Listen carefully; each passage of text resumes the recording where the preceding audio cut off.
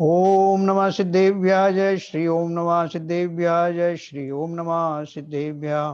मंगलम भगवान वीरो मंगलम गौतम गणी मंगलम कुंद कुंदाद्यो जैन धर्मोस्तु मंगलम।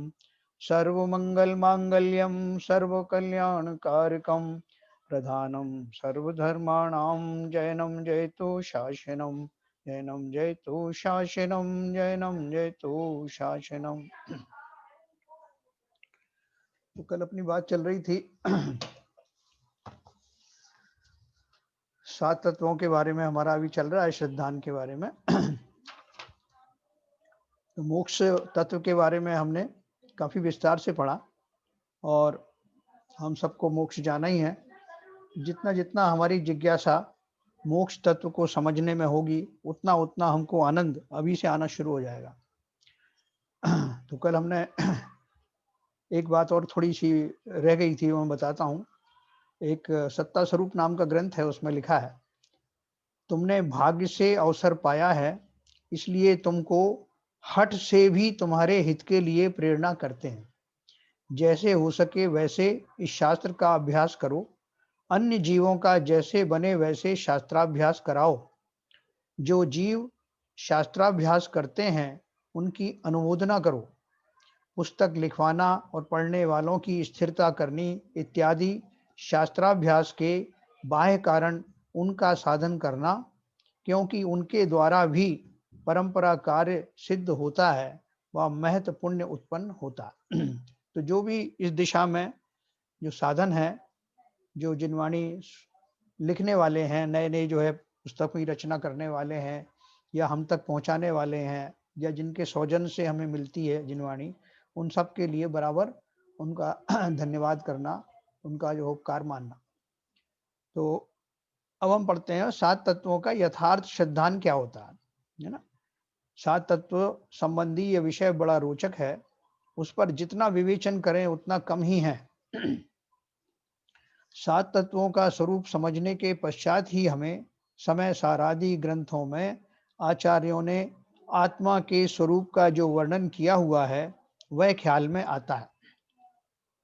जिस विषय की हमें रुचि है उस विषय की कितनी भी चर्चा करें तो भी हमें आलस नहीं आता, हम बोर नहीं होते।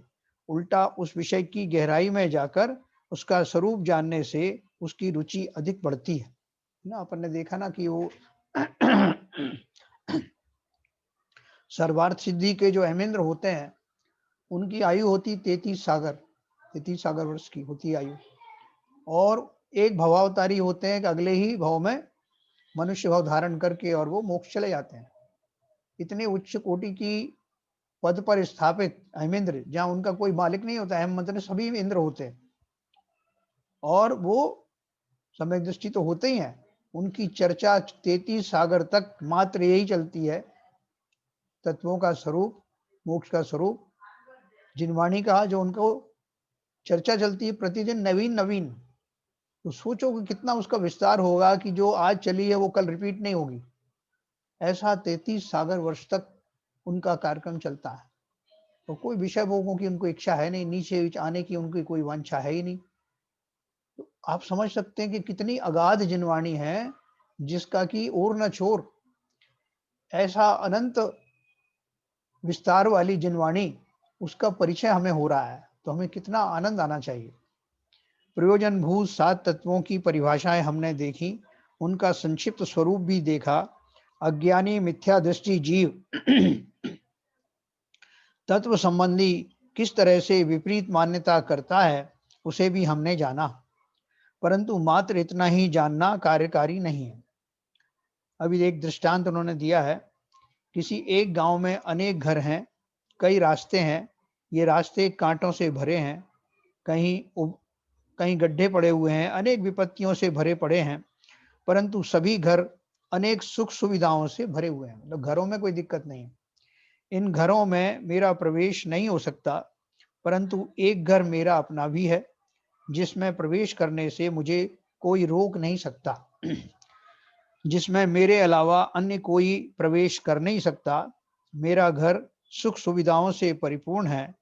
इन रास्तों से हटकर साफ सुथरा एक मार्ग मेरे घर की ओर जाता है। जिस पर चलकर मैं अपने घर में प्रवेश कर सकता हूँ। इस तरह केवल बहुत सारी जानकारी हासिल करने से हमें सुख की प्राप्ति तो नहीं होगी, वह ज्ञान यथार्थ ज्ञान नहीं होगा। दूसरे के घर एवं वहां के सुख देखकर भी हमें सुख नहीं प्राप्त होगा। है ना? क्या बता रहे हैं कि हमने मान लो इतना सब ज्ञान भी प्राप्त कर लिया, तत्वों के बारे में जानकारी ले ली और दूसरे सुखी कैसे हैं वो भी जान लिया, तब भी इससे हमें सुख नहीं मिलेगा। दूसरों के घर एवं वहां के सुख देखकर भी हमें सुख नहीं प्राप्त होगा। विपत्तियों से भरे इन रास्तों पर चलते रहने से सुख की तो बात छोड़ो, दुख ही दुख नसीब होगा। अगर संसार पे ही चलते रहे तो हमें सुख तो कभी प्राप्त होगा नहीं। उस गांव को जानना यथार्थ जानना तभी कहलाएगा जब मैं जानूंगा कि मेरा सुख मात्र मेरे घर में है। अन्य घरों के सुख देखने से मुझे कोई लाभ नहीं है। यह विपत्तियों से भरा रास्ता छोड़कर अपने घर की ओर जाने वाला यह मार्ग ही मुझे पकड़ना होगा। इस मार्ग पर चलकर घर तक पहुंचना होगा और घर में प्रवेश करते समय उस मार्ग को भी छोड़कर घर में प्रवेश करना होगा। है ना? मार्ग मार्ग पर चलना तो ठीक है, लेकिन जब घर में प्रवेश करेंगे तो उस मार्ग को भी छोड़ना पड़ेगा। इस ज्ञान के अनुसार पूर्ण श्रद्धा विश्वास होने पर जब अपने घर की ओर पहला कदम उठाएंगे तो ही वह श्रद्धा और ज्ञान सच्चे होंगे। और जब घर में प्रवेश करके पूर्ण सुख का उपभोग करेंगे तभी उस श्रद्धा ज्ञान आचरण की पूर्णता होगी। अब इस दृष्टांत को 7 तत्व संबंधी सिद्धांत पर घटाते हैं। इस विश्व में अनंत द्रव्य हैं, जीव, पुद्गल, धर्म, अधर्म, आकाश और काल। ये तो उनकी जातियां हैं और एक एक द्रव्य के, जैसे जीव द्रव्य अनंत है, पुद्गल द्रव्य अनंत अनंत है, धर्म द्रव्य एक है, अधर्म द्रव्य एक है, आकाश एक है और काल असंख्यात है।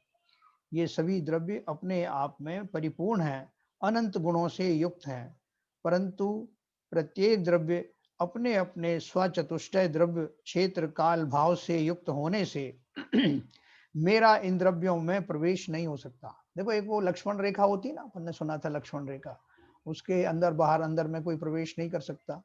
ऐसे ही हर एक द्रव्य की एक लक्ष्मण रेखा है, उसके अपने चतुष्टय हैं, उनके अंदर में भेद करके कोई दूसरा द्रव्य जा नहीं सकता।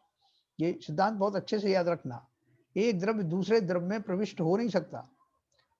तो ये बोल रहे हैं ये सभी द्रव्य अपने आप में परिपूर्ण हैं, अनंत गुणों से युक्त हैं, परंतु प्रत्येक द्रव्य अपने अपने स्वचतुष्टय यानी द्रव्य क्षेत्र काल और भाव से युक्त होने से मेरा इन द्रव्यों में प्रवेश नहीं हो सकता। मैं भी एक द्रव्य हूँ, अनंत गुणों से परिपूर्ण हूँ। मैं अपने द्रव्य क्षेत्र काल भाव में रहता हूँ। मेरे स्वचतुष्टय में अन्य कोई प्रवेश नहीं कर सकता। चारों गतियों में भ्रमण कराने वाला संसार मार्ग है, जो जन्म मरणादि अनेक विपत्तियों से भरा पड़ा है। इससे हटकर एक मोक्ष मार्ग है, जिस पर चलकर मैं मोक्ष महल में प्रवेश कर सकता हूँ, मार्ग छोड़कर अपने घर में निवास कर सकता हूँ। शास्त्रों से ऐसी जानकारी प्राप्त करके जब मैं अपने घर यानी स्वद्रव्य की तरफ पहला कदम उठाकर मोक्ष मार्ग में आऊंगा, अर्थात सम्यक प्राप्त करूंगा, ये मेरा पहला कदम है ना मोक्ष मार्ग में, तब से श्रद्धा ज्ञान और आचरण सच्चे हो जाएं। अभी भी मेरे पास श्रद्धा तो है ना, श्रद्धा गुण मेरा है, ज्ञान गुण है और चारित्र गुण है, लेकिन वो सच्चे नहीं है। इस मोक्ष मार्ग पर चलकर जब घर में प्रवेश करके वहीं रहने लगूंगा, परिपूर्ण सुख का उपभोग करूंगा, तभी श्रद्धा ज्ञान आचरण की पूर्णता होगी। मैं एक स्वतंत्र अस्तित्ववान सत पदार्थ हूँ ना। देखो क्या क्या क्वालिफिकेशन है, मैं स्वतंत्र हूँ, अस्तित्ववान हूँ, मेरा अस्तित्व है, सभी द्रव्यों का अस्तित्व होता है, और सत है मतलब जिसकी सत्ता पाई जाती है, ऐसा पदार्थ हूँ।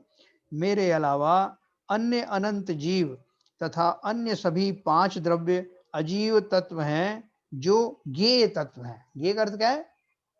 मैं उनको जान सकता हूँ। ये जब भी जाने जाएंगे वो ज्ञायक के द्वारा ही जाने जाएंगे ना, और ज्ञायक एकमात्र जीव है, बाकी तो सब ज्ञेय में ही आते हैं। ज्ञेय अर्थात जानने योग्य, उनका ज्ञान मुझे होता है, बस इतना ही उनसे मेरा संबंध है।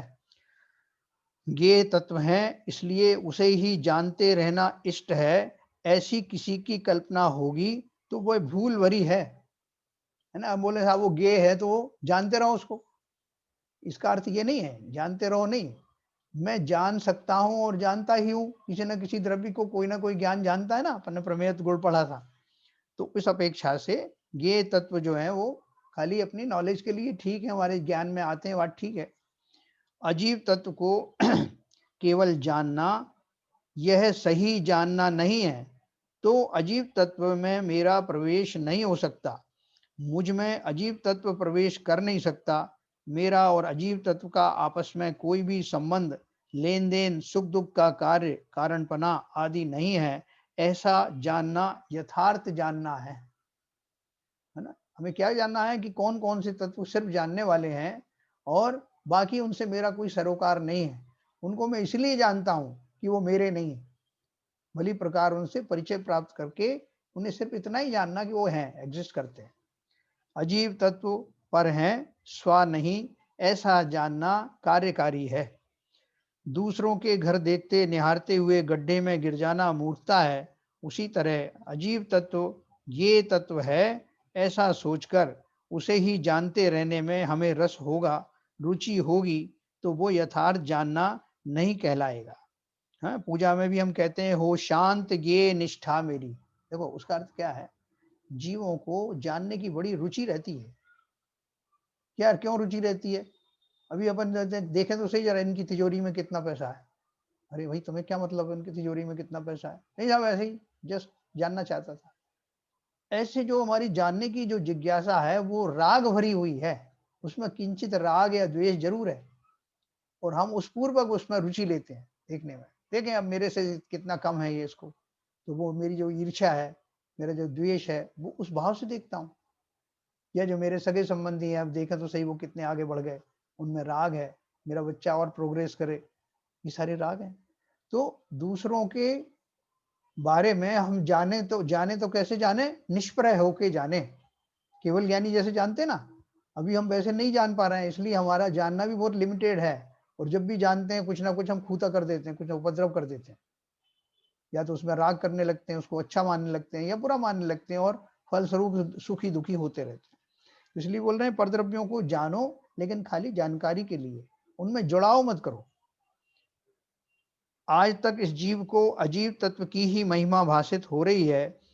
ये लुब्ध होकर पर पदार्थों को जानने में ही इस जीव ने अनंत भाव धारण किए, परंतु इन सब का जानने वाला मैं, ज्ञानवान ज्ञायक, उसकी महिमा इस जीव को आज तक नहीं आई, है ना? खुद का मैं दूसरी चीज़ों को जानता हूँ, धन आदि को जानता हूँ, वैभव को जानता हूँ, उसके अलावा अपने शरीर को जानता हूँ और शरीर को तो मैं अपनी आत्मा से ज़्यादा अच्छी तरह जानता हूँ। उसकी एनाटॉमी बना देंगे, कहीं उसमें ये बताएँगे, कहीं डॉक्टर से लेक्चर दिलवा देंगे, कहीं कोई जो है अपना ये वो आ जाते हैं ना, वो अपना साइकियाट्रिस्ट वगैरह आ जाते हैं, वो सब आपको पूरे अपने शरीर के बारे में बताएँगे, उसमें होने वाले जो है वो जो संवेदन है उनके बारे में बताएँगे। वो तो हम बहुत जानते हैं, लेकिन आत्मा चूँकि अमूर्तिक है उसके बारे और मुझे रुचि नहीं है, असली बात रुचि की है। शरीर के बारे में देखो हर आदमी तो कुछ ना कुछ बता देगा आपको सुबह शाम तक। कोई कोरोना का इलाज बता देगा, कोई आपको दूसरी चीज़ों का इलाज बताएगा, कोई योगासन बताएगा। कितनी हमें नॉलेज है शरीर के बारे में, जबकि शरीर मैं नहीं, शरीर मेरा है भी नहीं, लेकिन फिर भी मेरा जो उसके प्रति लगाव है, उसके कारण मुझे उसमें विशेष रुचि है। तो जिनेंद्र देव कहते हैं कि ऐसी रुचि अगर स्वयं से लगाओ, तो कल्याण हो जाए। प्रत्येक द्रव्य की पर्याय उसमें स्वयं में ही होती है। दर्पण में दिखने वाला अग्नि का प्रतिबिंब, यह दर्पण की पर्याय यानी अवस्था है। वह दर्पण की स्वच्छता को जाहिर करती है। दर्पण के सामने अग्नि जला दो तो दर्पण थोड़ी जला, लेकिन उस अग्नि का प्रतिबिंब होने के कारण जितना दर्पण में स्वच्छता होगी उतना स्वच्छ दिखाई देगा। इसी प्रकार सर्व पदार्थों को जानने वाली ज्ञान की पर्याय आत्मा की अपनी है।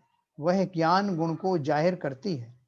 प्रतिबिंब देखने में जो मग्न हुआ उसे दर्पण की स्वच्छता का भान नहीं है। स्वच्छता नष्ट नहीं हुई है, वैसा होता तो प्रतिबिंब दिखाई ही नहीं देता।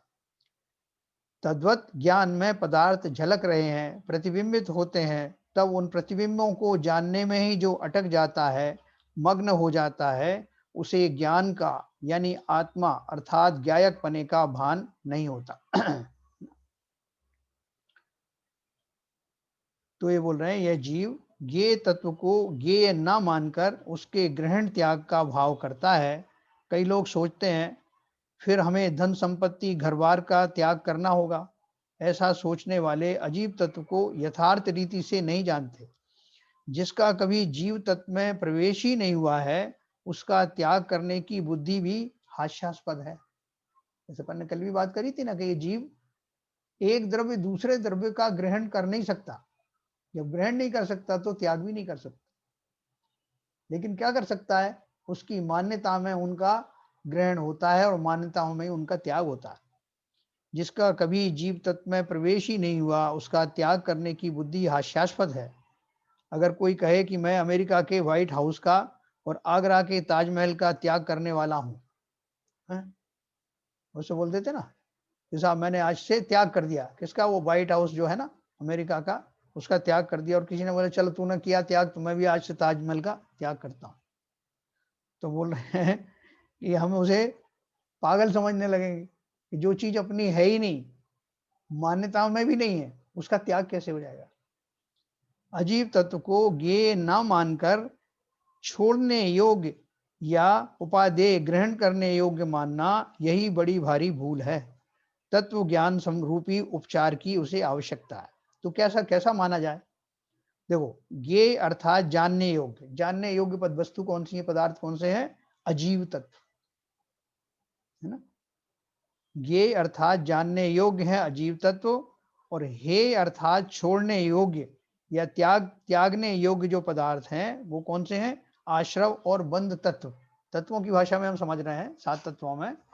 तो सभी जीवों के लिए जानने योग्य कौन से हैं? अजीव तत्वों के बारे में जानना है, क्योंकि जी अपने बारे में तो अपन जानेंगे बाद में, वो कौन सी कैटेगरी में आएगा देखते हैं। तो ज्ञेय अर्थात जानने योग्य अजीव तत्व, हे अर्थात छोड़ने योग्य त्यागने योग्य हैं आश्रव और बंध तत्व। उपादेय शब्द के 3 भेद हैं। अपन ने पढ़ा ना, ज्ञेय, हे और उपादेय। उपादेय में कौन से हैं? 3 उसके पार्ट हैं। आश्रय करने योग्य उपादेय है जीव तत्व ना, जीव तत्व को यहाँ इसके लिए बचा के रखा था। आश्रय करने योग्य उपादेय है जीव तत्व, और एक देश यानी आंशिक प्रकट करने योग्य उपादेय है संवर व निर्जरा तत्व। तो आंशिक प्रकट होता है ना, उसके बाद परिपूर्ण हो जाए तो निर्जरा, परिपूर्ण हो गई तो मोक्ष हो जाता है।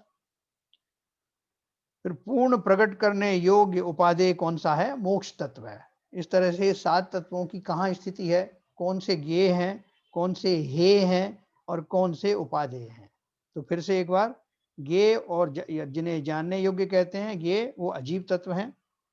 हे अर्थात छोड़ने योग्य त्यागने योग्य हैं, वो है आश्रव और बंध तत्व, उनके माध्यम से कर्म बंध होते ना। और उपादेय में आश्रय करने योग्य उपादेय जीव तत्व है, आंशिक प्रकट करने योग्य उपादेय है संवर और निर्जरा तत्व, और पूर्ण प्रकट करने योग्य उपादेय है मोक्ष तत्व। तो हमने जो दृष्टांत देखे उसमें जैसे दूसरे के घरों को जानते रहने से सुख नहीं मिलता, परंतु वे घर मेरे नहीं हैं, मात्र इतना जानना ही कार्यकारी है। वे मेरे मात्र गे हैं। अपन इधर उधर देखते हुए जाते हैं ना, इधर से कहीं निकले अपन तो किसके घर पे क्या रोशनी हो रही है, दिवाली का टाइम होता है ना, तो किसके क्या लड़ी लगी है, किसके क्या हो रहा है, अपन ताकते झांकते जाते हैं। तो कोई अपने साथ में कोई बड़ा बुजुर्ग हो तो तुम्हें क्या करना है, इन सबसे अपने रास्ते चलो, अपने मार्ग पर चलो। ऐसे ही दूसरों के घरों में उनका वैभव क्या है, वो किस दशा में बैठे हुए हैं, उनको जानने से मेरा कुछ भला होने वाला नहीं। तो घर मेरे नहीं है, मात्र इतना जानना ही कार्यकारी है। वे मेरे मात्र ये हैं, उन घरों का मुझे त्याग करना चाहिए, ऐसा मानना गलत होगा, क्योंकि वे घर मेरे हैं ही नहीं, तो उनको हे मानना भ्रांति है। उसी तरह दूसरे घरों से मैं सुख प्राप्त करूंगा मानना, अर्थात उन्हें उपादेय मानना भी भ्रांति है, क्योंकि उन घरों में मेरा प्रवेश हो नहीं सकता। वे घर दूसरों के हैं, मेरे नहीं, मेरा घर मेरे घर में है, ऐसा जानना यथार्थ जानना है। और इस तरह से जानने पर ही अन्य घरों का यथार्थ ज्ञान हुआ, ऐसा कह सकते हैं। यह तो दृष्टांत है। अब सिद्धांत देखते हैं। सिद्धांत क्या है? दृष्टांत में तो देखा, उसी तरह अजीव तत्व मात्र ज्ञेय तत्व है, वह स्वतत्व नहीं है, परतत्व है। मेरा सुख स्वतत्व में है, परतत्व में नहीं। तथा अजीव तत्व हे नहीं है, क्योंकि उसका मेरे में अभाव ही है, तो मैं उसे किस तरह त्याग सकता हूँ। सपन ने त्यागने की बात करी, अब ताजमहल की और इनकी बात करी, वो क्या त्यागोगे आप उनको, वो आपके है ही नहीं, तो इसलिए उनमें त्यागने का सवाल ही नहीं, उनको तो खाली आप ज्ञेय रूप से जान सकते हो, क्योंकि उसका मेरे में अभाव ही है। हम अरहंत सिद्धों को के प्रति देखते हैं कि मेरा भी वैभव, मेरा भी स्वभाव उनके जैसा ही है, यह जानने के लिए। क्योंकि वो जो जीव द्रव्य हैं, जो वो जीव तत्व जो हैं, वो मेरी श्रद्धा का विषय हैं, मेरे लिए उपादेय हैं, उनका मुझे आश्रय लेना है। तो अरहंत सिद्धों के प्रति हम देखते हैं कि मेरा भी वैभव, मेरा भी स्वभाव उनके जैसा ही है, यह जानने के लिए। है ना? जैसे हम मान लो किसी और की किसी व्यक्ति के प्रति बहुत लोभायमान हो रहे हैं, और किसी ने हमसे पूछा, हमारी माँ ने या पत्नी ने पूछा कि क्यों इतने देखकर मोहित क्यों हो रहे? बोले यार इसने देखो कैसे अच्छे कपड़े पहन रखे हैं, या कोई महिला है तो बोले इसने कैसे अच्छे हार वगैरह पहन पहन रखे हैं। तो वो हमारी दृष्टि लगाए कि तुम्हारे भी तो ऐसे ही हैं। तब हमारा वो दूसरों के ऊपर लालायित होना छूट जाता है और हमें समता आती है, अरे इतना वैभव तो मेरे पास भी है। ऐसे ही अरहंत सिद्धों के प्रति जो हमारी दृष्टि होती है, उस दृष्टि को पढ़ते ही मुझे अपने स्वभाव का ज्ञान होने लगता है। स्वभाव में लीन होकर अनंत सुखी बन सकते हैं, इसका साक्षात उदाहरण अरहंत सिद्धों के रूप में विद्यमान है। उन्होंने यह सुख किस रीति से, किस विधि से प्राप्त किया, यह जानने के लिए अरिहंत की वाणी, जिनवाणी हम सुनते हैं। मुनि तो साक्षात उस मोक्ष मार्ग पर आरूढ़ है, इसलिए देव शास्त्र गुरु वंदनीय है, पूजनीय है। परंतु इस जीव ने देव शास्त्र गुरु को ही उपादेय माना। सही देखा जाए तो ये सब अजीब तत्व हैं। देखो अभी कौन सी बात कर रहे हो, पहली बार तो मैंने उनको इसलिए जाना कि उनसे मैंने अपना कंपैरिजन किया और पाया कि वो सारे गुण मेरे अंदर भी विद्यमान हैं। भले ही इस समय वो पूर्ण डेवलप नहीं हुए हैं, लेकिन हैं तो बेसिक सब गुण मेरे अंदर। अब मुझे उनको प्रकट करना है। फिर उसके बाद में बोल रहे हैं, इस जीव ने देवशास्त्र गुरु को ही उपादेय माना। सही देखा जाए तो ये सब अजीब तत्व हैं, ज्ञेय तत्व हैं, परंतु उन्हें आश्रय करने योग्य उपादेय तत्व माना, है ना। उन्हें जानकर, उपदेश सुनकर आश्रय तो स्वतत्व का, जीव तत्व का करना था, परंतु वैसा न करते हुए मात्र देव पूजा, शास्त्र श्रवण, गुरु की उपासना में ही यह जीव संतुष्ट होकर वहीं रुक गया। देखो, जो अनंत या देव शास्त्र गुरु का जो हम पूजन आदि करते हैं या उनकी स्तुति करते हैं, उनको हम अपने श्रद्धेय के रूप में जिन्हें स्थापित करते हैं, उसका असली अर्थ क्या है? और सम्यक दर्शन की परिभाषा में भी ये बोलते हैं कि देव शास्त्र गुरु का स्वरूप जानना सम्यक दर्शन है। लेकिन उसका रहस्य क्या है? रहस्य मात्र इतना है कि जैसा उनकी स्थिति है, जैसे उनके गुण हैं, जैसे मैं दर्पण में अपना मुंह देखता हूँ ना, और देख के ये कंफर्म करता हूँ कि जो दर्पण में जो नाक दिखाई दे रही, आंख दिखाई दे रही थी, ये मेरा स्वरूप ऐसा है। ऐसे ही वो मेरे दर्पण जैसे हैं, दर्पण के समान हैं। उनकी जो अवस्था आज विद्यमान मेरे सामने है, वो मेरा लक्ष्य है। मैं वैसा बनना चाहता हूँ। जैसे उस दिन बताया था ना कि आपको किसी को पहलवान बनना है, तो आपने दारा सिंह की फोटो लगा दी। तो दारा सिंह की फोटो इसलिए नहीं लगाई कि मैं दारा सिंह ही हूँ, बल्कि मुझे दारा सिंह जैसा बनना है, इसलिए लगाई। तो उसी तरह से देवशास्त्र गुरु मेरे श्रद्धा के बहुत विषय तो हैं, बहुत बड़े श्रद्धार हैं। उन्हें उनका ही तो उपकार है जिसके कारण वो जिनवाणी मेरे सुनने में आ रही है। लेकिन उन्होंने ही ये भी बताया कि तुम हमारे स्वरूप को देखो तो अवश्य, लेकिन ये तुम्हें इस तरह की चीज अपने अंदर घटित करनी है, क्योंकि तुम अपनी दृष्टि से, अपनी अपेक्षा से स्वद्रव्य हो, हमारी अपेक्षा से नहीं।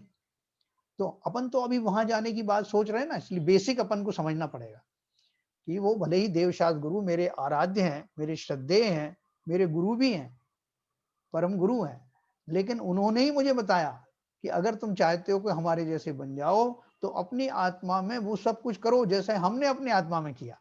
ऐसा जो ये शुभ भाव हम क्या करते हैं कि उनकी आराधना करते हैं, वो सब शुभ भाव है ना। उस दिन अपन ने एकलव्य की बात सुनी थी कि एकलव्य ने उनका द्रोणाचार्य की प्रतिमा बनाई और उनकी पूजन आदि भी की। लेकिन साथ साथ में जो उनके अंदर गुण थे वो गुण प्राप्त करने की चेष्टा की, इसलिए वो वैसा बन गया।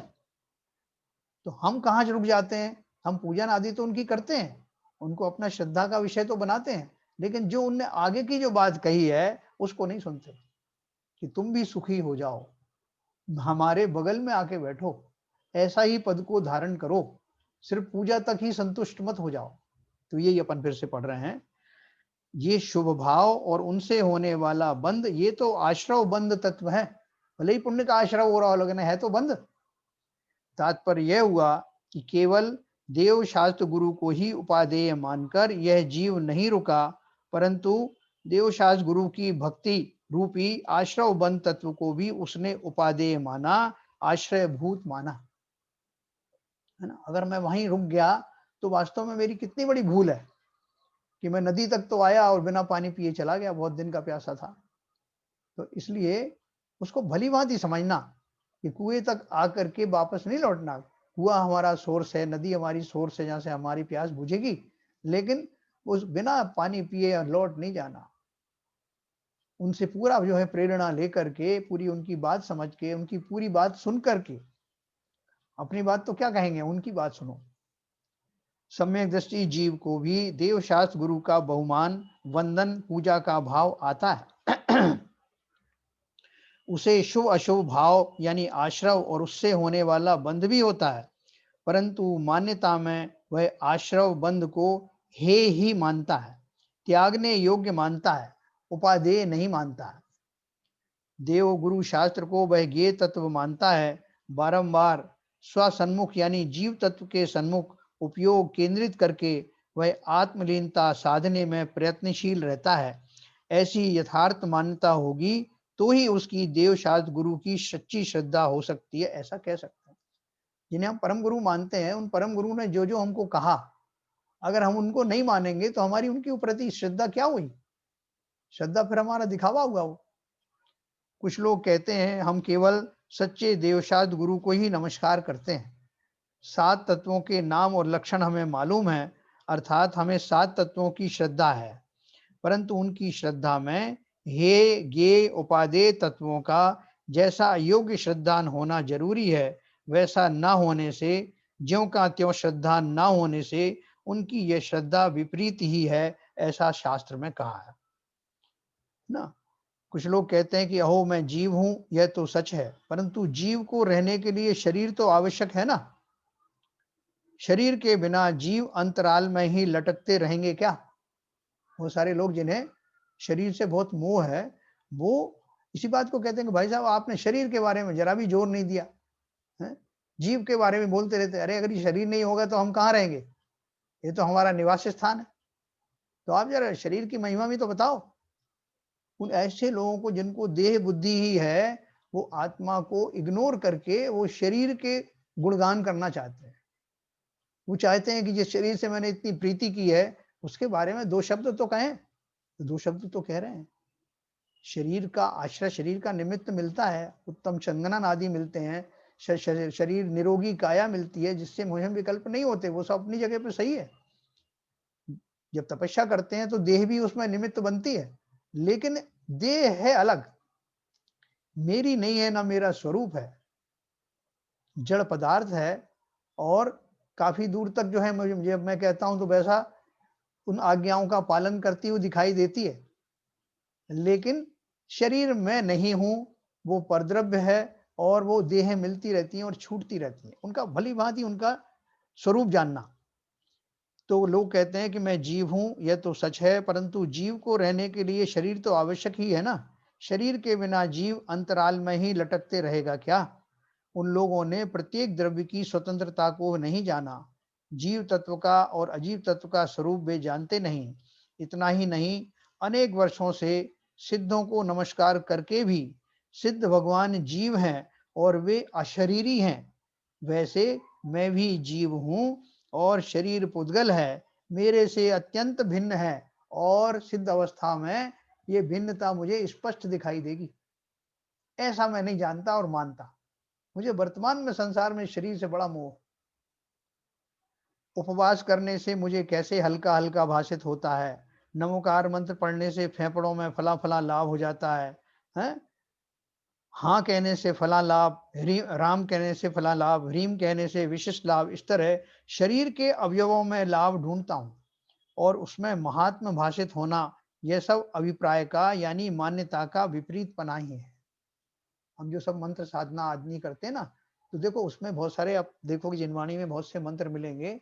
उन मंत्रों में बहुत सारा में लिखा है मनोकामना प्राप्त करने वाला मंत्र, किसी में लिखा होगा निरोगता प्राप्त करने वाला मंत्र, और उसमें सर्वसिद्धि वाला भी मंत्र होगा।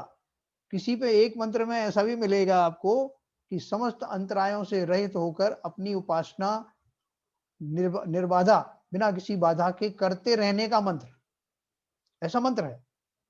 हम उस मंत्र को तो छोड़ देते हैं और वो बाकी के मंत्र के मेरे शरीर का रोग ठीक हो जाए, मेरे शरीर से मुझे ये लाभ मिल जाए, फलानी सिद्धि हो जाए, मुझे नौकरी मिल जाए, ये वाले जो है उनको ढूंढते हैं। इससे स्पष्ट है कि हमें शरीर में बहुत रुचि है, उसको ही हम सुखी करना चाहते हैं, स्वयं सुखी नहीं होना चाहते। हाँ, उसके माध्यम से सुखी हो जाऊंगा, है उसके माध्यम से, मतलब वो अगर अच्छा है तो उसमें कल्पना करके कि ये अच्छा है इसलिए मैं सुखी हो जाऊं, ये हमारी मान्यता है। तो बोल रहे हैं कि इतने सारे हमारे पास में वो मंत्र आदि हैं। देखो एक मंत्र आदि करके पूरा एक रहस्य है, एक पूरा अंग है द्वादशांग वाणी में, मंत्रों का रहस्य।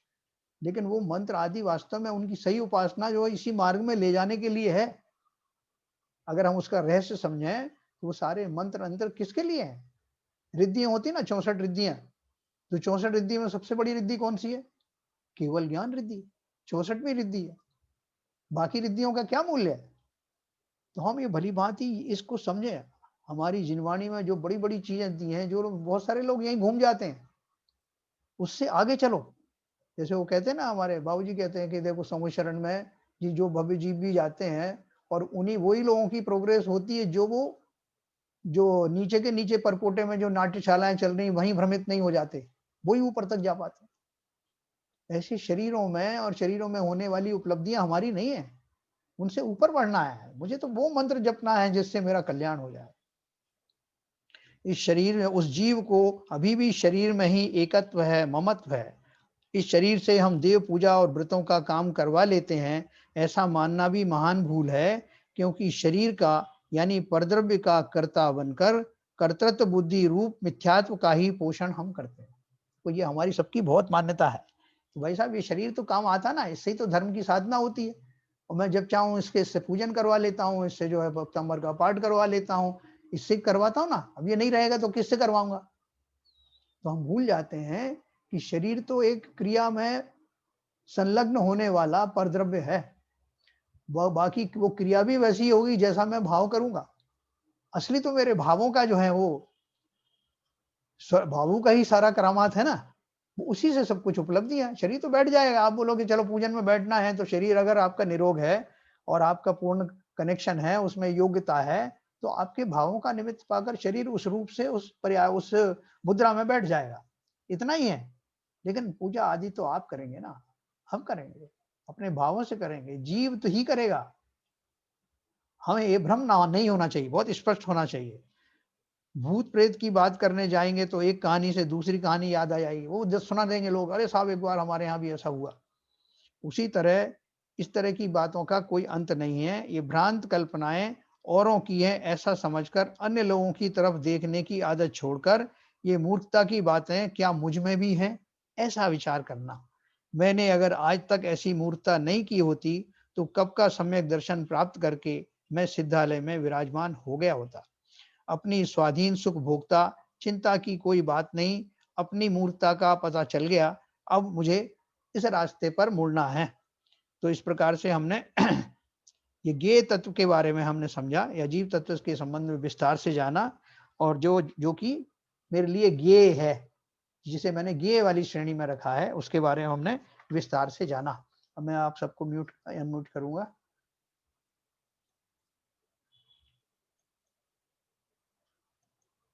हाँ साहब, प्रश्न हो तो पूछें।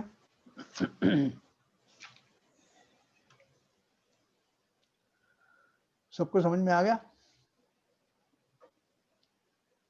हाँ, कल का जो वो अनंत सिद्ध वाला जो शैलेंद्र जी का प्रश्न था, हाँ, वो आज चर्चा करने वाले थे आप। चलन जी का प्रश्न था, किसका था? मेरा प्रश्न तो भय का था, भय का। हाँ, इनका भय तो का भय था, का था। भय नहीं, वो वो भी एक था। संजय प्रकाश का नंबर था हाँ प्रश्न। हाँ हाँ। संजय प्रकाश जी हैं? हाँ सर। हाँ, क्या प्रश्न था आपका वो अरहंत सिद्ध वाला? सर वही बोल रहे थे कि अरहंत भगवान, सिद्ध भगवान, जैसे आप बोले देव, ये सब क्या करते हैं? ऐसा अरहंत भगवान जो बन गए जी। वो क्या करते हैं? सिद्ध भगवान बनने के बाद वो फिर क्या करते हैं? हाँ, बीबी जैन साहब है उधर? बाबूजी आए कि नहीं आए? नहीं आए? हाँ, आ गया जय जैन साहब, जय जय जैन। जिनेंद्र, अरे बाबूजी आपका जय इंतजार हो जिनेंद्र रहा है। थोड़ा जय संक्षेप में जय जरा जय। इनकी जिज्ञासा शांत करो आप जरा। मैंने कल हिंट दे दिया था इनको जी।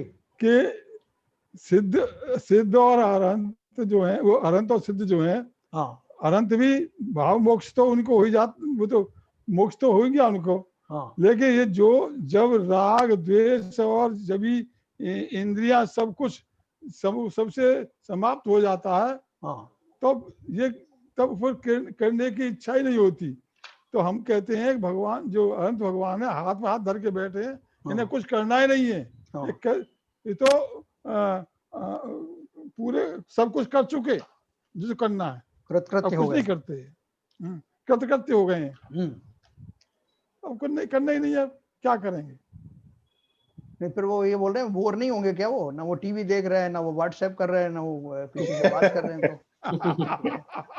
बोर हो जाएंगे वो।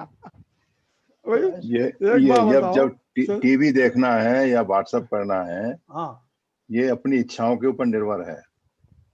जब सारी इच्छाएं समाप्त हो गई, जब हमारी इच्छा ही नहीं होती टीवी देखने की, तो हम नहीं देखते हैं। इच्छा होती है तभी तो देखते हैं। जब इच्छाएं समाप्त हो गई, बाबूजी ने जो बताया कि सब कुछ समाप्त हो गया, सारी इंद्रियों से हमारी विरक्ति हो गई, पीतरागी हो गए, तो हमारी इच्छाएं नहीं होंगी तो कुछ नहीं करना है। हाँ, अरहंत जो बने हैं तो उनको केवल ज्ञान हो गया है, वो तो अपना जो उनकी दिव्य वाणी बिखर रही है उससे लोगों को उपदेश देते हैं। उनका तो ये जब तक पूर्ण रूप से सिद्ध नहीं बनते तब तक आपने जैसा बताया वो अपने उपदेश देते नहीं है, वो उपदेश देते नहीं है उनकी। ये हमारे भाव जो है, हम जब चाहते हैं, हम ही मेरा जो जीव चाहता है वो स्वयं भी उनसे आ जाता है। या वही है, मतलब जो उनकी वाणी खिड़ती है, हाँ, वो जो उनकी, हाँ जो वाणी खिड़ती है उससे जो उपदेश मिलते हैं, जिन वाणी हमको प्राप्त होती है, हाँ, तो वो जब तक उनका असली शरीर रहता है तब तक क्या कहते हैं, वो उस मुद्रा में रहते हैं, जैसा कि बताया। अब एसके जैन साहब ज्यादा बता सकते हैं इसके ऊपर। वैसे उनका अनंत सुख और अनंत वीर उनका जब पैदा हो गया तो अनंत सुख रहता है उनको, तो उसका वो तो अनंत, यस अनंत सुख तो रहता है, अनंत सुख है, तो सुख ही सुख है। मतलब उस जब परिणमन होता है हर जगह, हर जीव का हर जगह परिणमन है, तो वो शुद्ध में शुद्ध परिणमन होता चला जा रहा है। तो परिणमन भी तो उनका कोई वैसा नहीं है, श्रिंक होना, इसीलिए वहां पर कोई आवश्यकता ही नहीं है सोचने की। दूसरी बात देखो, और कोई बताए जरा इसको विस्तार से। अच्छा प्रश्न है वैसे, अपन इसको ऐसे नहीं जल्दी से उसको संक्षेप में नहीं बताएं अपन। देखो अपना पर्पस क्या है, और कोई देखो अभी ये पाठशाला में जाने वाली सब बताई, प्रमिला बताई। प्रमिला है उधर? नहीं है? मैं अच्छे से जो बताया इन लोग ने वही बता पाएंगे, बहुत अच्छे से डिटेल में तो हम भी नहीं बता पाएंगे कि एक्चुअल में है क्या। एक्चुअल में तो और ये है कि इन्होंने सभी अपने कर्मों का नाश कर ही लिया है सब, और उनको तो अभी कोई चीज उसमें मतलब जो बताया अंकल जी वगैरह ना कि सभी इंद्रियों के उससे विरक्ति हो गई। अब उनको तो अंदर कुछ भाव आते ही नहीं कि कुछ करना है, उनको तो कुछ है ही नहीं। अब कुछ सब इच्छाएं वगैरह सब समाप्त हो चुकी हैं, और इससे ज्यादा भी मैं नहीं बता सकती डिटेल में। हाँ, देखो ऐसा है कि वास्तव में हम ये जो हमारी जिज्ञासाएं होती है, जैसा आपने अभी पढ़ा, पहली बात तो इच्छाएं होती हैं। अभी इच्छाओं का तो निरोध करके हम यहाँ तक पहुंचे। इन्होंने चारित्र धारण किया उत्तम, जिनका निश्चय सम्यक चारित्र आदि हो गया है, पूर्ण चारित्र जिनका हो गया है। चारित्र का अर्थ है कि सभी तरह की भौतिक इच्छाओं का, तो उनका भौतिक का सभी तरह की इच्छाएं उनकी समाधान हो गई, कोई इच्छा बाकी रही नहीं, निर्वांच हो गए। और हम अभी वर्तमान में करते भी क्या है, भोजन को चख करके देखते हैं, उसका ज्ञान करते हैं कि ये कैसा है, बाकी वस्तुओं को देखते हैं, न्यूज सुनते हैं, क्या संसार में क्या हो रहा है, कौन सुखी कौन सा दुखी हो रहा है, किसको क्या क्या प्रॉब्लम हो रही है, इन सब का हम ज्ञान करते हैं ना। अब वो केवल ज्ञान में ऐसी कोई भी पर्याय किसी भी द्रव्य की नहीं बची जिसके बारे में हमको दिखाई नहीं दे रहा हो, जिसका ज्ञान हमें नहीं हो रहा हो। समस्त वस्तुओं, तीनों लोक के समस्त द्रव्यों की समस्त पर्यायों को एक साथ जानने वाला ऐसा केवल ज्ञान रूपी टीवी हमारे सामने विद्यमान है, जिसमें अब क्या आपका बचा हुआ है जिसको जानने की आपकी जिज्ञासा बाकी है, सब कुछ जान रहे हो।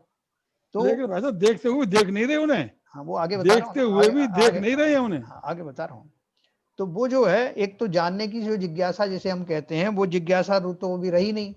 दूसरा, उन जिज्ञासा, उन जानने के बाद जो संसारी जीव हैं उनको राग द्वेष होते हैं, लेकिन वहां उनको राग द्वेषों की समाप्ति हो जाने के कारण केवल ज्ञान के इतने बड़े स्क्रीन के ऊपर जो कुछ दिखाई दे रहा है उसको ना तो उन्हें जानने की इच्छा दिखाई दे रहा है, बिल्कुल, और इसलिए उनको कोई राग द्वेष भी उससे नहीं है, इसलिए सुखी दुखी भी नहीं हो रहे हैं। सुख जो उनको मिल रहा है वो अपने ही स्वरूप में विद्यमान सुख गुण के कारण, अपने द्रव्य में विद्यमान सुख गुण के कारण ही वो सुख उनको पूर्ण रूप से मिल रहा है। और हम सारी दिन और सब कुछ पूरे जीवन पर्याय यही तो करते हैं कि हम निराकुल हो जाएं। तो उन निराकुलता के लिए हम कहीं भोगों में उस निराकुलता को ढूंढते हैं, कहीं कोई दूसरे विषयों में ढूंढते हैं, किसी का भला बुरा करने में ढूंढते हैं, किसी खेल खेलने में ढूंढते हैं, और वो हमें मिलती नहीं, क्योंकि वो हम शरीर के माध्यम से उसे प्राप्त करना चाहते हैं और शरीर मैं हूं नहीं। तो ऐसी जो हमारी भ्रांतियां हैं, उन भ्रांतियों के द्वारा जो कुछ करने की जो हमारी अभिलाषा है, वो अभिलाषाएं पूर्ण समाप्त हो जाती हैं। जो मैं प्राप्त करना चाहता था वो सब प्राप्त हो गई ना मुझे। जैसे बाबूजी ने कहा कि मैं तो कृतकृत्य हो गया, अब करने लायक कुछ शेष ही नहीं रहा। इसीलिए तो अरहंतों की जो प्रतिमा है वो हाथ पर हाथ धरे दिखाई देती है ना। संसार में भी कोई कहता ना कैसे हाथ पे हाथ धरे बैठे हो, कुछ करना धरना नहीं है क्या? बोले नहीं, सब हो गया है, अब कुछ बचा नहीं है। जो करने के लिए निकले थे, सुख के जो साधन ढूंढने निकले थे, जो पर्याय में सुख ढूंढने निकला था, वो वास्तव में वो पर्याय मुझे प्राप्त हो गई है जो अनंत काल तक सुख रूपी बनी रहने वाली है, वैसी ही पर्याय आती रहेंगे।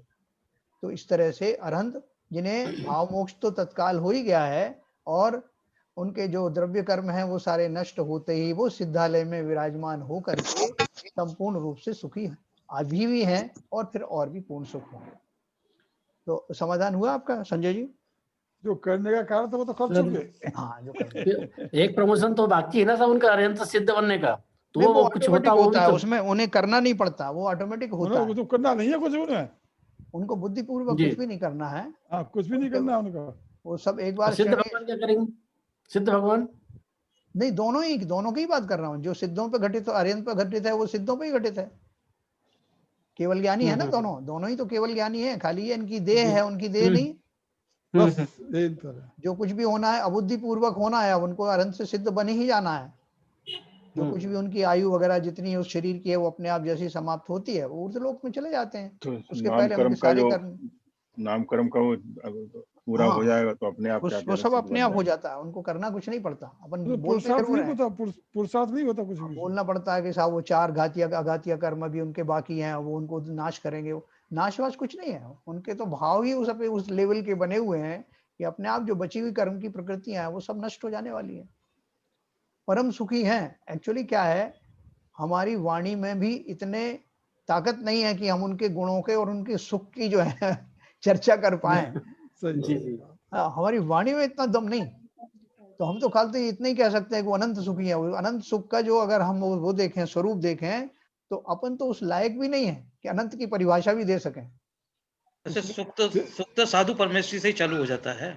हाँ, हो जाता है अनंत सुख में, जब पूरा पराकाष्ठा पे पहुंच जाता है, मतलब पूरा क्लाइमेक्स पे पहुंच जाता है, उससे ज्यादा वो होता ही नहीं। क्योंकि साधु परमात्मा जो आपने कहा, उनके तो अभी बहुत सारे जो है वो तो अभी छद्मस्त हैं, उन्हें केवल ज्ञान की प्राप्ति नहीं हुई है, फिर भी लेकिन सुख तो प्राप्त, उनको जो अनुकूलता है और वो उनसे तो काफी कुछ आगे हो जाते हैं, तो सुख तो उनको चालू हो जाता है। सुख तो सम्यक दृष्टि होते ही सुख पाना शुरू हो जाता है। सम्यक दृष्टि होते ही जीव को उस जाति की आकुलताएं नहीं व्याप्ति जैसे बाकी संसारी जीवों को होती हैं, क्योंकि उसमें भेद ज्ञान किया ना, तो वो उन चीजों में नहीं रुकता।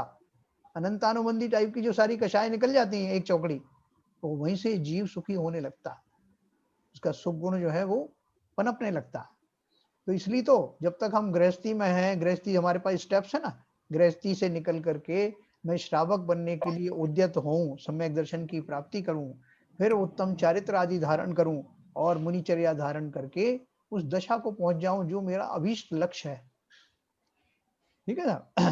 तो इस प्रकार से हमने, और किसी का कोई प्रश्न हो तो पूछें, जो हमने अभी पढ़ा था जीव अजीव तत्व के बारे में। सिद्ध चक्र विधान अगर आप लोग अटेंड किया हो किसी ने, तो उसमें बहुत कुछ आपको सिद्धों के बारे में पता लग हाँ, बिल्कुल विस्तार से दिया हुआ है, बिल्कुल विस्तार। हमें तो बहन जी की सानिध्य में एक बार मौका मिला और बहुत अच्छी तरीके से कराया था बहन जी ने। यहाँ भी हुआ था ना अभी, ये इनका प्रमाण सागर जी ने जो करवाया, अपन सबने टीवी पे देखा, बहुत अच्छे से हुआ।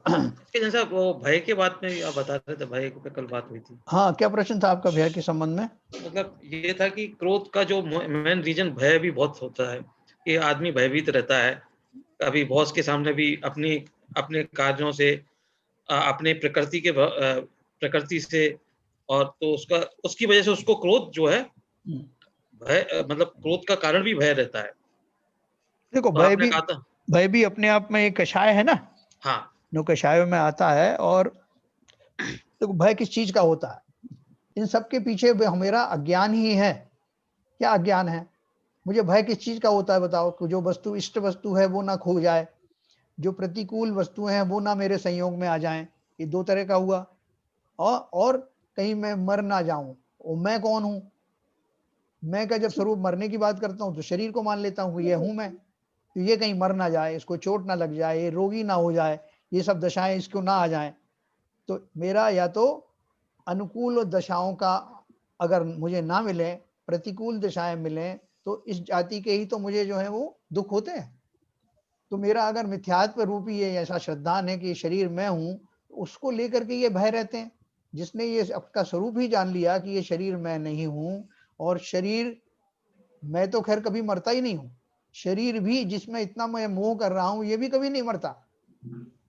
अर्थात परमाणु के रूप स्वरूप में वो हमेशा विद्यमान रहते हैं, कोई परमाणु मरते नहीं। तो जब मैं भली भांति वस्तु स्वरूप समझ लूंगा तो मुझे किस बात का भय रह जाएगा? जो लोभ आदि मुझे रहते हैं वो पर्याय संबंधी लोभ हैं। जैसे ये पोस्ट है, मेरी पोस्ट चली गई, तो वो पोस्ट किसकी है? शरीरों की है। शरीर की उपाधियां हैं, शरीर की पोस्ट है। इस वर्तमान समय में उन शरीरों के माध्यम से मैं अपना स्वरूप उन्हीं में मान रहा हूं। यही तो मेरी भूल है ना। तो मिथ्यात्व सबसे बड़ा कारण है, चाहे वो कोई सी भी कषाय हो। उन सभी कषायों के का जो मूल कारण है वो है मेरा मिथ्यात्व। अपन ने सब पढ़ा था ना, कौन कौन से और भी जो है कारण होते हैं, आश्रम के कौन कौन से द्वार हैं, उनमें हर चीज में मिथ्यात्व दशा मुख्य है। जब शरीर कोई सच्चा मान लिया, भेद विज्ञान हो गया, तो किस बात का भय रह गया? सारे भय समाप्त हो गए। ठीक है शैलन जी? साहब, ये जीव मतलब फिर फिक्स है क्या, मतलब पूरे ब्रह्मांड में? हाँ जी, फिक्स है बिल्कुल, नया तो बनता नहीं, कोई प्रोडक्शन नहीं है नया। कम होते होंगे जैसे, मतलब सिद्ध जो अनंत सिद्ध बनते जाते हैं तो वो तो कम होते जाएंगे इसमें?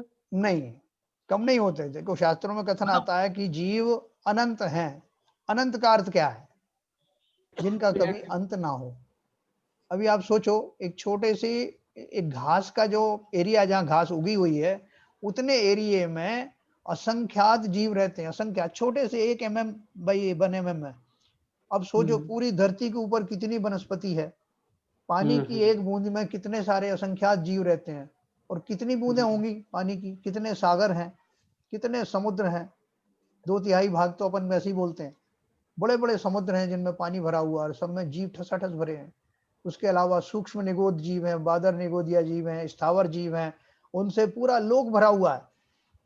तो वो कब जाएगा? यानी आप पानी के एक समुद्र बता दें कि उसमें से अगर मैं एक एक बूंद निकालता जाऊं तो कितने काल में वो समुद्र खाली हो जाएगा? होता नहीं खाली, उसका स्वरूप ही ऐसा नहीं है। कितने ही सिद्ध मोक्ष चले जाए, सिद्ध लोक कभी भरता नहीं, और ये लोक कभी खाली होता नहीं। ये दशा है संसार की, ये संसार का स्वरूप। ठीक है, फिर भी वो जीवित तो रहते हैं। खैर वैसे भी जीव ही रहते हैं, वो जीव की कैटेगरी में तो आते ही, तो कमी बेची तो हुई नहीं कुछ है। हाँ, ये सही कह रहे हैं, सही कह रहे हैं। में तो कमी बेची हुई नहीं। सिद्धालय में जीव रहते हैं। नहीं, वो लोगों का प्रश्न स्पेसिफिक है कमी इस बेशी पर्याय में जो नहीं। जीव चले गए तो उतने कम हो गए ना, यहाँ पर उतने जीव जो हैं, जो संसारी जिन्हें कह रहे हैं, वो तो रहेंगे ना। 84 लाख योनियों में से कम हो जाएगा, उनका अनंत कहने का है। मतलब है। हाँ नहीं नहीं, अनंत संसार में से कम हो जाए भले ही, हाँ। संसार में से कम हो जाएंगे, लेकिन सब मिला के कुल जीव, कुल मिला करके जीव कभी कम होगा ही नहीं। नहीं तो होगा। सिद्धालय में भी जीव ही है, टोटल तो वही वहाँ है। कौन जीव थोड़ी खत्म हो गए वहाँ। क्योंकि अपन लोक में रहते हैं ना, सिद्ध भी लोक के अंत में रहते हैं। बस तो हमारी कन्फाइनमेंट तो हमारा ही है ना। बिल्कुल सही कह रहे हैं, बात बिल्कुल सही। वलयों के बीच की जो बाउंड्री है, उन सब में हम सब रहते हैं, हाँ, है ना, लोकाकाश में। लोकाकाश में जीवों की कमी नहीं होती, कभी कोई कमी होती नहीं है, ना कहीं बढ़ते हैं ना कम होते हैं, बढ़ते भी नहीं है कम भी नहीं होते। तो हमारे पास में 5 मिनट है, मैं थोड़ा सा और पढ़ता हूँ, उसके बाद अपन समाप्त करेंगे। अपन ने ये जीव तत्व के बारे में पढ़ा। मैं आपको एक आश्रव बंध के बारे में अपन सब जान गए हैं। संवर निर्जरा यह मोक्ष का उपाय है, मोक्ष का मार्ग है। आश्रव बंध का अभाव करने से संवर निर्जरा प्रकट होती है। संवर और निर्जरा को प्रकट करने योग्य मानते ही आश्रव बंध अभाव करने योग्य हैं, नष्ट करने योग्य हैं, छोड़ने योग्य हैं, ये बात ध्यान में आ जाती है। शुभ अशुभ राग और उनके कारण होने वाला बंध त्यागने योग्य है। संवर निर्जरा शुद्ध भाव है, वीतराग भाव है, और आश्रव बंध अशुद्ध भाव है, राग भाव। अशुद्ध भाव कायम रखकर कोई शुद्ध भाव प्रकट करने की इच्छा करता होगा, अर्थात राग करते करते वीतरागता प्रकट हो जाएगी, ऐसा अगर कोई मानता होगा तो वो संपूर्ण रूप से उसकी विपरीत मान्यता है, उसका मिथ्या। राग करते करते जो है वीतराग कैसे हो जाएगा, है ना। उल्टा उपाय करें और अपन सोचेंगे उससे छूट जाए। किसी को मैं बंधन में बांध रहा हूं और बांधूंगा, उसी डायरेक्शन में बांधता जाऊंगा, तो वो कभी खुलेगा क्या?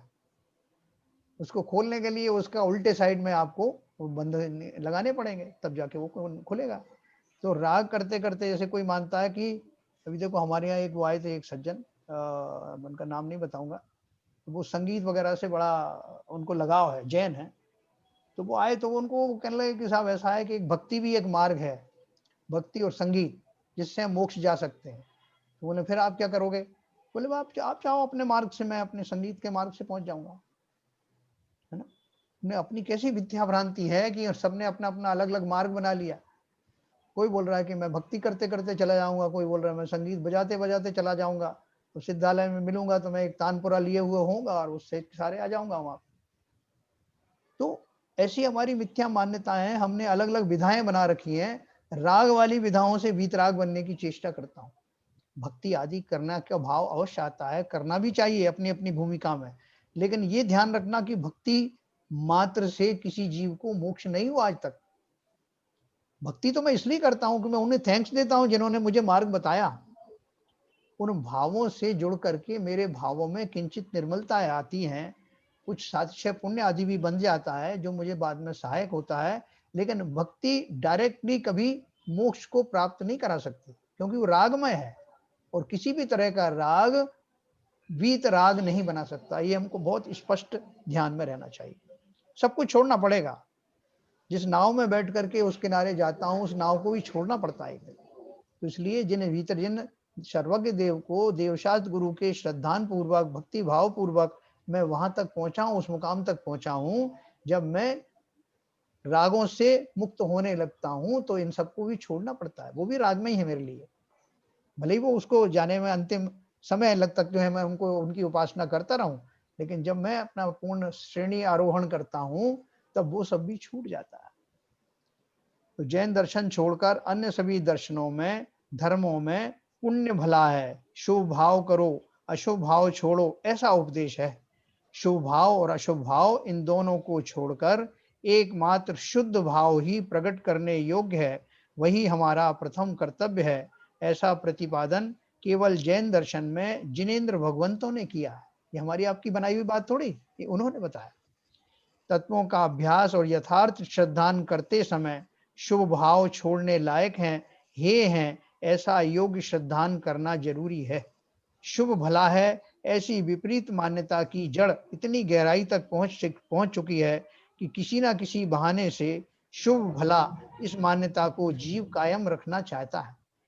अहो, शुद्ध में जाने के लिए प्रथम शुभ में आना ही चाहिए ना, ऐसा कहकर चाहिए इस शब्द का वजन शुभ पर डालकर वह जीव शुभ को महत्व देकर आश्रव बंध को हेय न मानकर उपादेय मानता है और तत्व संबंधी विपरीत मान्यता दृढ़ करके मिथ्यात्व का ही पोषण करता है ना। देखो जीव क्या करता है ना किसी बहाने से अपनी उस मान्यता का पोषण करता रहता है ना। बहुत सारे लोग आपसे बहस करने लगेंगे, भाई साहब वो तो ठीक है, लेकिन असली तो फिर वो शुभ पूर्वक ही तो जाएगा ना, तो इसलिए पुण्य तो अच्छा है ही ना, इसलिए शरीर की भक्ति तो जरूरी है ना।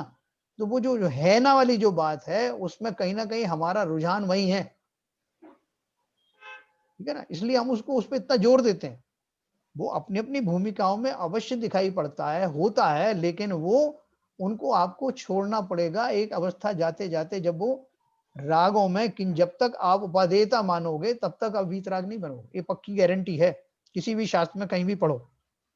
जब तक शुद्ध भाव प्रकट नहीं होता, अर्थात सम्यक दर्शन नहीं होता, शुद्धोपयोग नहीं होता, तब तक जीव को शुभ में से अशुभ भाव और अशुभ में से शुभ भाव ऐसा सदा ही चलता रहता है। तो हम करते ही है ना, अशुभ भाव आते हैं फिर हम अपने भक्ति आदि करके शुभ में आ जाते हैं, शुभ से फिर कभी अशुभ भाव आते हैं, इन्हीं में घूमते रहते हैं। लेकिन शुद्ध भाव क्या है वो जानना तो दूर की बात है, उसकी चर्चा ही अच्छी नहीं लगती। कोई चर्चा करे तो हम उसको टोक देते हैं, अरे तुम कहाँ की बात ले आ भैया, महात्मा की बात कर। हाँ, हमने तो यही सीखा है कि शुभ और अशुभ दो ही भाव होते हैं, ये तो शुद्ध भाव कहाँ से ले आए। शुभ भाव हो या अशुभ भाव हो, उसमें रहने का अधिक से अधिक काल अंतर्मुहूर्त है, एक पॉइंट नोट करना। शुभ भाव हो या अशुभ भाव हो, उसमें रहने का अधिक से अधिक काल अंतर्मुहूर्त हो, अर्थात शुभ भाव हो या अशुभ भाव हो, वो अधिक से अधिक अंतर्मुहूर्त काल तक ही टिक सकता है ना। अंतर्मुहूर्त जानते हैं ना सब, 2 घड़ी का एक अंतर्मुहूर्त होता है, एक घड़ी 24 मिनट की होती है, तो 2 घड़ी मिला करके 48 मिनट का अंतर्मुहूर्त होता है, उसके अंदर छोटा भी हो सकता है, विद इन 48 मिनट्स। तो समय कितना सूक्ष्म होता है ये सब हम जानते हैं। इस तरह अशुभ भाव पलट करके शुभ भाव अपने आप आते ही हैं। हमारे जो पर्याय में ऐसा ही है, थोड़ी देर में हमें अंतर्मुहूर्त, ज्यादा से ज्यादा एक भाव में रहेंगे तो एक अंतर्मुहूर्त मार पलट जाएगा भाव शुभ से अशुभ में। तो ये बोल रहे हैं कि शुभ में आना ही चाहिए, अशुभ भाव पलटकर शुभ भाव अपने आप आते ही हैं, तब शुभ में आना ही चाहिए कहकर ये जीव शुभ भाव में ही संतुष्ट होने की मान्यता बनाए हुए है। उसकी शुभ राग यानी आश्रव करने लायक है, करना ही चाहिए, ऐसी मान्यता है। राग करते करते वीतराग बन जाऊंगा, ऐसी मान्यता है। शुभ भाव करते करते शुद्ध भाव प्रकट हो जाएगा, ऐसी मान्यता है। ये सभी मान्यताएं विपरीत हैं और विपरीत मान्यता को ही मिथ्यात्व कहते हैं। तो ये हमने आज काफी विस्तार से चर्चा की है। इसमें थोड़ा बहुत जो कुछ बचा होगा वो कल अपन थोड़ा पढ़ के, और फिर भेद विज्ञान क्या होता है, इस भेद विज्ञान की अपन बहुत बात करते हैं ना, जिस पूर्वक ही सम्यक दर्शन होने वाला है, वो अब इतने तत्वों को पढ़ने के बाद अब भेद विज्ञान कैसे करेंगे, क्या होगा, इसकी चर्चा अपन कल करेंगे। समय हो गया, किसी का कोई प्रश्न है तो अगर संक्षेप में हो तो अभी, नहीं तो फिर कल करते हैं। जिनवाणी स्तुति करेंगे।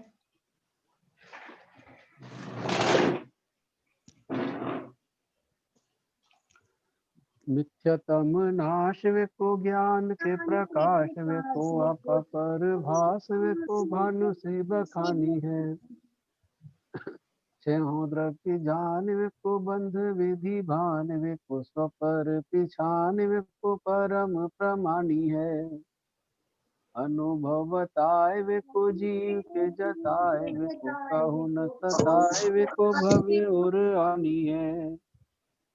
जहाँ तहाँ तार वे को पार के उतार वे को सुख विस्तार वे को यही जिनवाणी है। ये जिनवाणी भारती तो है जबूदन रैन, जो तेरी शरणा गए सो पावे सुख चैन।